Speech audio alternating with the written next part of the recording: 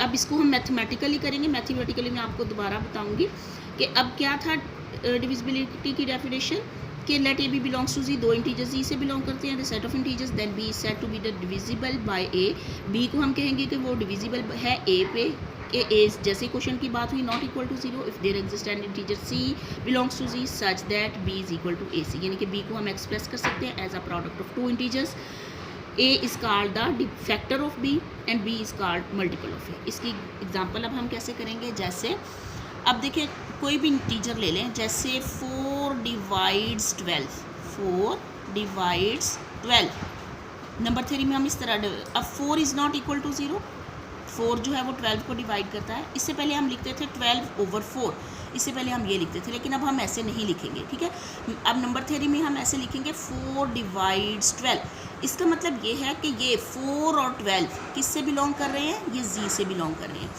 अब अगर ये दोनों जी से बिलोंग कर रहे हैं तो इसकी डेफिनेशन में भी जैसे ये था कि ए और बी जी से बिलोंग करते हैं, the set of integers, then B is said to be divisible by A. B को हम कहेंगे कि वो डिविजिबल है ए का if there exist an integer C. तो अब ये देखें, ये 4 जो है वो डिवाइड कर रहा है बी को 12 को, या 12 इज़ डिविजिबल बाय 4, इसको हम यू भी कह सकते हैं कि 4 डिवाइड कर रहा है 12 को। तो then by the definition of divisibility there exist C belongs to ji such that, किस तरह का वो होगा कि this 12 can be written as a product of 4 multiplied by c. Here c is equal to क्या होगा 3, कि वहाँ पे कोई इंटीजर एग्जिस्ट करता है और ये सी भी कहाँ से बिलोंग कर रहा है, ये जी से बिलोंग कर रहा है, सी बिलोंग्स टू जी, ठीक है। अब ये 4 डिवाइड कर रहा है 12 को, तो इसका मतलब है कि this 12 can be, then there exist C belongs to C such that 12 is equal to 4 multiplied by some integer which is equal to 3। अब इसी तरह अगर मैं कहूँ कि 5 डजंट डिवाइड्स 12, इसको हम कहेंगे कि 5 जो है वो 12 को डिवाइड नहीं कर रहा। तो डेफिनेशन में जैसे ही हम डेफिनेशन पढ़ेंगे डिविजिबिलिटी की कि कोई नंबर एक नंबर दूसरे को डिवाइड कर रहा है, तो हम फ़ौरन कहेंगे by the definition of divisibility there exist C belongs to ji such that B can be expressed as A C where C belongs to C, ठीक है। ये डेफिनेशन हम बाय द डेफिनेशन का जब नेक्स्ट रेफरेंस देंगे तो वो वहाँ पे हमारे पास एक इंटीजर एग्जिस्ट करना चाहिए जो कि जी से बिलोंग करता है, ठीक है। अब हम इसके पहला थ्योरम, इसके थ्योरम्स हैं, लेट ए बी सी 3 इंटीजर्स हैं जो जी से बिलोंग करते हैं 10। देन पहला पार्ट क्या है कि ए डिवाइड्स 0, पहला पार्ट है ए डिवाइड्स 0, कि ए जो है वो 0 को डिवाइड करेगा। तो कोई भी नंबर है जी से बिलोंग करता है, ए में अब 2 है, 3 है, 4 है, 5 है, जो भी है, नेगेटिव है, पॉजिटिव है, तो हर नंबर 0 को, इसका आगे हम प्रूफ भी करेंगे। उसके बाद है कि 1 डिवाइड्स ए, दूसरा पार्ट इसका -1 डिवाइड्स ए। उसके बाद है ए डिवाइड्स ए, कि हर नंबर अपने आप को डिवाइड करता है, हर नंबर अपने आप को डिवाइड करता है।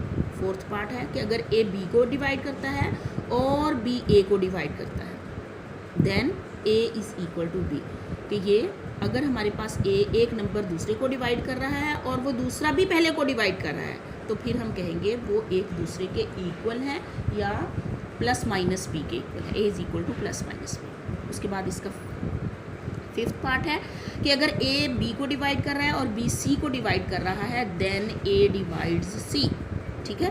तो फिर हम कहेंगे कि ए जो है वो सी को भी डिवाइड कर रहा है। उसके बाद अगर ए बी को डिवाइड कर रहा है, then a divides B c, के ए जो है वो बी के मल्टीपल को भी डिवाइड करेगा, ठीक है। ये भी आगे बताऊंगी इसके प्रूफ में। अगर ए बी को डिवाइड कर रहा है, then A C divides B c, C is not equal to 0. If A divides B and A divides C, then A divides A x plus B. अब हम इसका पहला पार्ट करेंगे। पहला पार्ट क्या है प्रूफ में, the equation 0 is equal to, यानी कि अब हमने प्रूफ करना है कि A डिवाइड्स 0, इसका पहला पार्ट है। पहला पार्ट इसका है A डिवाइड्स 0। A डिवाइड्स 0 का मतलब है, A डिवाइड्स 0 का मतलब है, अब ये देखिए कि कोई भी ये इक्वेशन, द इक्वेशन कौन सी equation, 0 is equal to 0 multiplied by कोई भी इंटीजर कर दे ए, फॉर ऑल, ये फॉर ऑल की नोटेशन है। For all A belongs to G, कि यहाँ ए में कोई भी इंटीजर हो, फर्स्ट करें यहाँ 1 है, 1 multiplied by 0 is equal to 0, 2 multiplied by 0 is equal to 0, 3 multiplied by 0 is equal to 0, तो ये इक्वेशन सेटिस्फाई होती है। ए जी के हर इंटीजर के लिए ये इक्वेशन सेटिस्फाई होती है। अगर ये चीज़ है हमारे पास, अगर हमारे पास ये इक्वेशन सेटिस्फाई होती है, तो यहाँ से हम क्या कह सकते हैं, bye the definition of divisibility, bye the definition of divisibility क्या थी कि अगर ए बी को डिवाइड कर रहा है तो B can be expressed as A multiplied by some integer C. अब दोबारा हम इसकी तरफ आते हैं। यहाँ से अब हम क्या कह सकते हैं कि ए जो है वो डिवाइड कर रहा है 0 को, ए जो है वो डिवाइड कर रहा है 0 को। यहाँ से हम क्या कह सकते हैं, दिस इम्प्लाइज दैट, ये दिस इम्प्लाइज की नोटेशन है। हम मैथ्स में पूरा दिस इम्प्लाइज दैट नहीं लिखेंगे, this implies that A divides 0, हम लिखेंगे कि ए डिवाइड कर रहा है 0। अब हमें इसका दूसरा पार्ट, जो हमने दूसरा पार्ट इसका लिया था, दूसरा पार्ट हमारे पास बुक में क्या था, दूसरा पार्ट हमारे पास बुक में क्या था कि 1 डिवाइड्स ए माइनस 1 आल्सो डिवाइड्स ए। अब इसके प्रूफ में हम क्या करेंगे, द इक्वेशन, अब इसमें देखें the equation a is equal to 1a, कि हर नंबर जब भी हम किसी भी इंटीजर को 1 से मल्टीप्लाई करते हैं तो वो हमें सेम रिज़ल्ट देता है। जब हम किसी इंटीजर को 1 से मल्टीप्लाई करते हैं तो हमें वो सेम इंटीजर देता है। जैसे 2 1 2, 3 1, अगर 1 का टेबल किसी से कहा जाए ना, वो 1 का टेबल हर एक को ही आता होता है। जैसे 1 1 1, 1 2 2, 1 3 3, 1 4 4 एंड सो ऑन, ठीक है।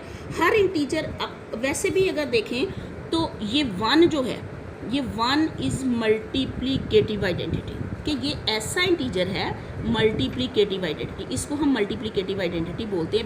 मैथ्स में 1 का दूसरा नाम क्या है, मल्टीप्लिकेटिव आइडेंटिटी, ठीक है। और 0 जो है वो एडिटिव आइडेंटिटी है। ये आइडेंटिटीज़ क्या होती हैं, आइडेंटिटी ऐसा इंटीजर है कि हम उस पर बाइनरी ऑपरेशन अप्लाई करें तो वो वही नंबर हमारे पास रहे, वो आइडेंटिटी होती है। ये फर्स्ट ईयर में आप लोगों ने पढ़ा था आइडेंटिटी से, और बल्कि 9th 10th में भी ये है। तो आइडेंटिटी 1 रोल प्ले करता है मैथ्स में मल्टीप्लिकेटिव आइडेंटिटी का, और 0 का रोल है हमारे पास एडिटिव आइडेंटिटी का।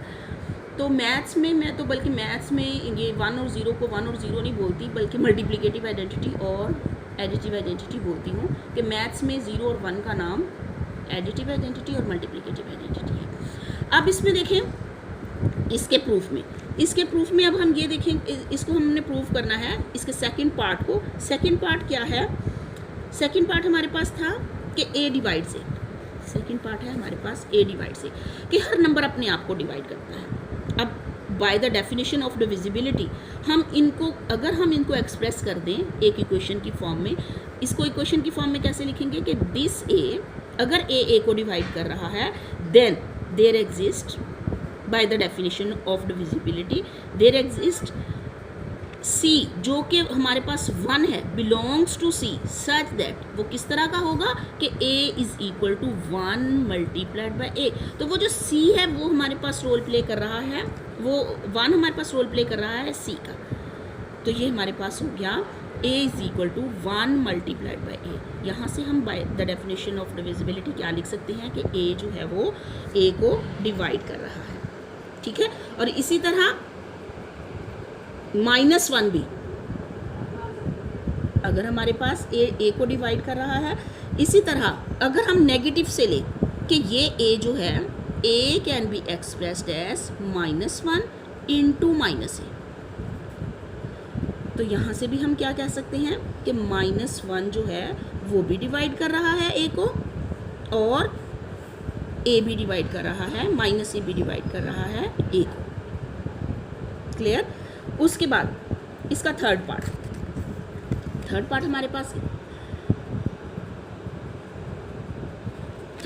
पास क्या है कि a को डिवाइड करा। अब इसमें दोनों ही 1 और 2 दोनों ही कवर हो जाते हैं कि 1 डिवाइड कर रहा है, 1 भी डिवाइड कर रहा है a को, -1 भी डिवाइड कर रहा है a को, और a भी डिवाइड कर रहा है a को, ठीक है। ये तीनों प्रॉपर्टीज इसमें कवर होती हैं कि this a can be expressed as 1 multiplied by A, कि अगर ये 1 ए को डिवाइड कर रहा है तो देयर एग्जिस्ट स्मॉल ए, कि वहाँ पे कोई स्मॉल ए एग्जिस्ट। स्मॉल ए से मुराद जैसे फर्स्ट ये ज़रूरी कि नहीं है ये कांस्टेंट है, ये कोई भी नंबर हो सकता है, ठीक है। 1 ए को डिवाइड कर रहा है तो इसका मतलब है कि वहाँ पे कोई एलिमेंट एग्जिस्ट करता है। 1 अगर ए को डिवाइड कर रहा है तो वहाँ पे कोई एलिमेंट एग्जिस्ट करेगा। अगर हम इसको छुपा लें तो हम इसको किसके साथ मल्टीप्लाई करें 1 को, तो ये इसके इक्वल आ जाए। तो वहाँ पे हम किसके मल्टीप्लाई करेंगे 1, चूँकि मल्टीप्लिकेटिव आइडेंटिटी का रोल प्ले कर रहा है तो 1 को हम ए से मल्टीप्लाई करेंगे तो ये इक्वेशन हमारे पास सेटिस्फाई होती है। अब इसके लिए इसको हम कैसे लिख सकते हैं, this can be written as a is equal to -1 into some integer. अब वो हम यहाँ पे क्या लिखेंगे कि ये इक्वेशन सेटिस्फाई हो जाए, तो इसमें हम लिखेंगे -a। तो -a अगर ए माइनस इंटीजर्स में हमारे पास नेगेटिव भी हैं और पॉजिटिव भी हैं तो 0 भी है, लेकिन हम डिविजिबिलिटी में क्वेश्चन में 0 नहीं लेंगे। अब जब हम इसमें ये इस इक्वेशन को सेटिस्फाई कर रहे हैं, इसी तरह इसके थर्ड पार्ट में this can be expressed as a. अब इसके साथ हम क्या मल्टीप्लाई करेंगे कि ये इक्वेशन हमारे पास सेटिस्फाई हो जाए, तो इसमें हमारे पास 1, ठीक है। तो यहाँ जो c है वो हमारे पास a है, यहाँ c हमारे पास -a है और यहाँ c हमारे पास 1 है। ये जो c हमने शुरू में कहा था डेफिनेशन में कि c एग्जिस्ट करता है z से such that b is equal to a multiplied by c, b is equal to a multiplied by c। उसके बाद इसका नेक्स्ट पार्ट है फोर्थ पार्ट। फोर्थ पार्ट में क्या है कि अगर a b को डिवाइड कर रहा है और b a को डिवाइड कर रहा है then a is equal to +-b। अब हम ये प्रूफ करेंगे, इसका बुक से देखें कि अगर a b को डिवाइड कर रहा है और b a को डिवाइड कर रहा है implies that there exist C1 and C2, क्योंकि ये दो पार्ट है हमारे पास कि a b को डिवाइड कर रहा है और b a को डिवाइड कर रहा है। देयर एग्जिस्ट 2 इंटीजर्स होंगे जिसको हमने अपनी मर्जी से C1 और C2 का नाम दे दिया कि ये 2 इंटीजर्स हमारे पास Z से बिलोंग करेंगे। वो किस तरह के होंगे कि इसके साथ this can be written as B can be written as A C1 and A can be written as ये वाला A can be written as B C2। बात समझ आई है। अब इसको मैं एक्सप्लेन करती हूँ कि अगर A B को डिवाइड कर रहा है एंड B जो है वो A को डिवाइड कर रहा है, by definition of divisibility there exist C1, ये मैंने ऊपर आपको बता दिया कि B can be expressed as A C1, यहाँ से A can be expressed as B C2, ठीक है। ये हमारे पास 2 इक्वेशंस बन गई, एक इक्वेशन और ये हमारे पास बन गई दूसरी इक्वेशन। अब यहाँ से हम ये वाली A की वैल्यू इसमें पुट कर दें या ये वाली B की वैल्यू इसमें पुट कर दें। अब मैं लिखूंगी नहीं क्योंकि वो पेज ज़्यादा बड़ा हो रहा है। आपने क्या करना है, पुट इक्वेशन 1 इन इक्वेशन 2 या पुट इक्वेशन या put the value of A in equation 1, ठीक है। जैसे फर्स्ट करें कि मैं इसकी वैल्यू पुट करती हूँ, A की वैल्यू इस इक्वेशन में पुट करती हूँ, तो this B can be written as B is equal to A की वैल्यू मैं पुट कर रही हूँ। A की वैल्यू क्या है, A C1 C2,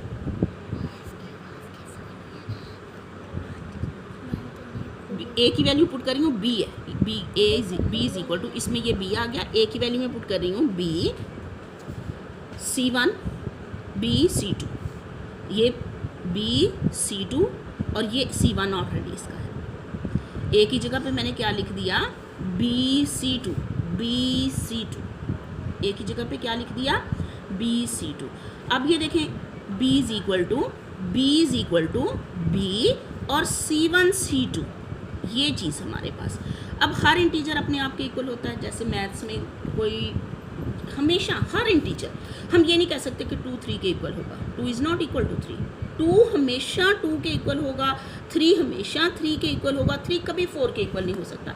जैसे फ़र्ज़ करें कि आप किसी को पैसे भी देते हैं, आप एक बच्चे को फ़र्ज़ करें ईद पे दे दिए 300 और दूसरे बच्चे को 400 दे दिए, क्या उनके बराबर होंगे? क्या बच्चा इस चीज़ को कहेगा कि नहीं एक जैसे ही हैं पैसे? नहीं।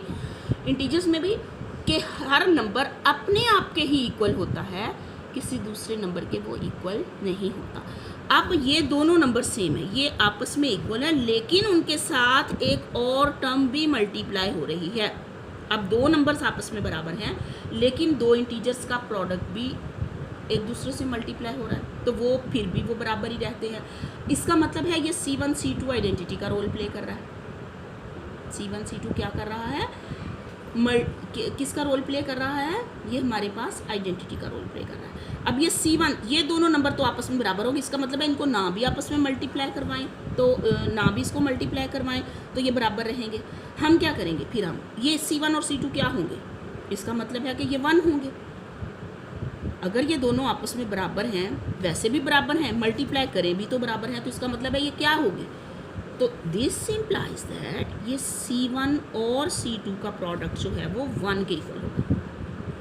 C1 और C2 का प्रोडक्ट 1 के इक्वल होगा, तो इसका मतलब है कि दोनों का प्रोडक्ट अगर 1 के इक्वल है तो C1 और C2 या तो ये +1 होंगे या ये -1 होंगे। तो या ये +1 हो जाएंगे और या ये -1 हो जाएंगे। तो ये देखें यहाँ से हिंस इन्होंने वो किया है, A इज इक्वल, मैंने किया था B is equal to B C1 C2 था, यहाँ उन्होंने किया हुआ है A is equal to A C1 C2, यानी कि ये दोनों A's बराबर हैं। अगर ये दोनों बराबर हैं और इनको ये आपस में मल्टीप्लाई होने के बाद जब ये A से मल्टीप्लाई होते हैं तो भी ये बराबर है, डेट इज C1 और C2 का प्रोडक्ट इट मीन ये 1 के इक्वल है।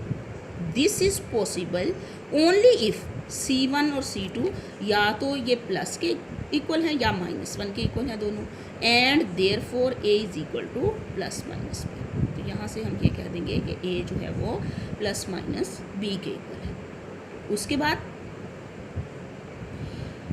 इसका नेक्स्ट पार्ट है, अब ये देखें कि A अगर B को डिवाइड कर रहा है, B आगे C को डिवाइड कर रहा है, implies there exist C1 C2 belongs to C।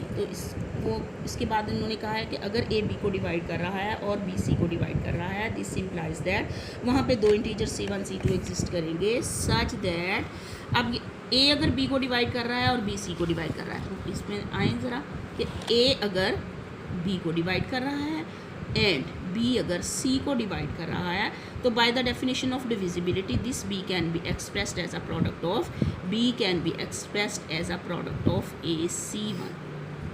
और अगर B C को डिवाइड कर रहा है तो C can be expressed as B C2। ये दोनों C1 और C2 कहाँ से बिलोंग कर रहे हैं, C1 C2 कहाँ से बिलोंग कर रहे हैं, ये Z से बिलोंग कर रहे हैं। अब यहाँ से अगर हम यहाँ पे B की वैल्यू, इस वाले में ये B की वैल्यू लिख दें,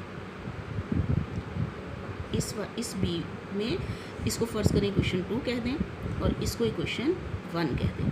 अब ये वाली वैल्यू, इस B की वैल्यू पुट 1 इन इक्वेशन 2, तो C इज इक्वल टू ये B की जगह पे ये वाली वैल्यू पुट कर दें A C1 C2।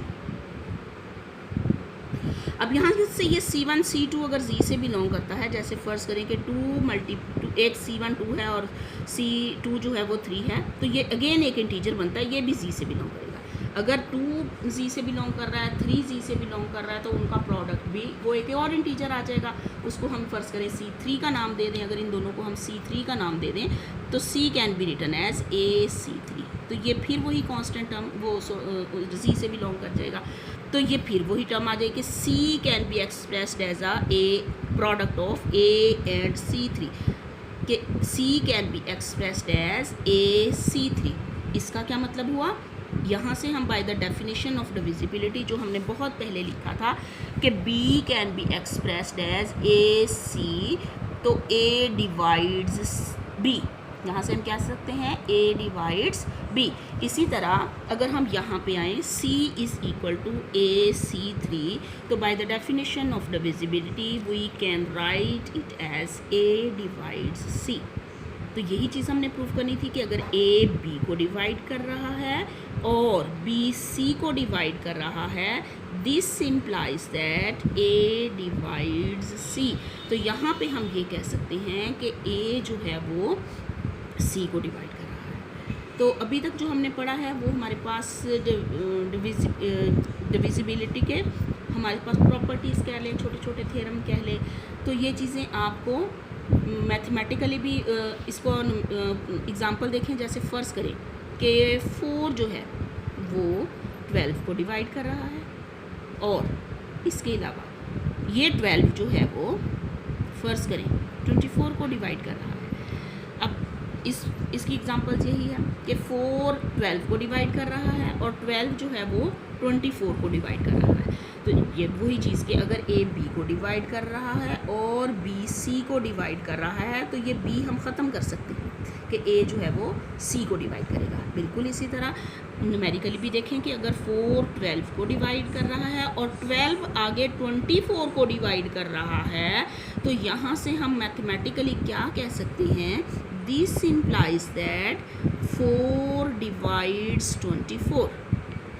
तो हम मैथमेटिकली इसको इस तरह भी लिख सकते हैं इस एग्जांपल में कि 4 अगर 12 को डिवाइड कर रहा है, 12 अगर 24 को डिवाइड कर रहा है तो दिस इम्प्लाइज दैट 4 जो है वो 24 को भी डिवाइड कर रहा है। हम चेक भी कर सकते हैं कि बाय मैथमेटिकली ये किस तरह है। This 12 can be written as by the definition of divisibility 4 divides 12। तो from here we can write there exist C such that 12 can be written as 4 multiplied by C। 4 multiplied by C तो इसका मतलब है C की जगह पे हम क्या लिखेंगे, 3 लिखेंगे। और इसी तरह ये 24 from here 24 can be written as 12 multiplied by some integer। और यहाँ पे हम क्या लिखेंगे कि ये 24 के इक्वल आ जाए, ये क्वेश्चन सेटिस्फाई हो जाए।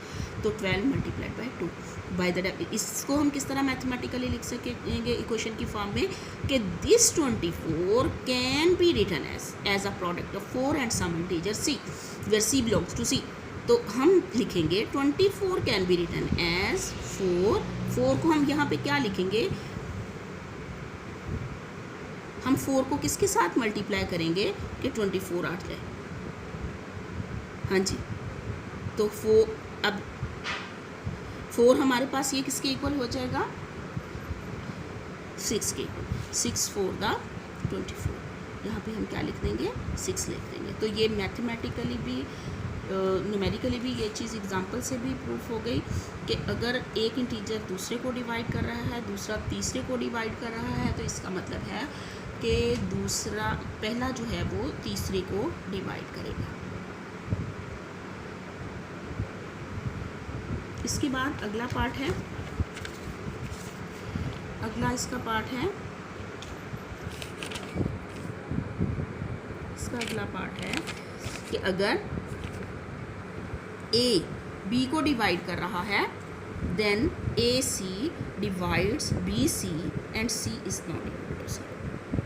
कि अगर ए बी को डिवाइड कर रहा है तो ए सी बी सी को डिवाइड करेगा। इसके प्रूफ में देखें, इसके प्रूफ में क्या है,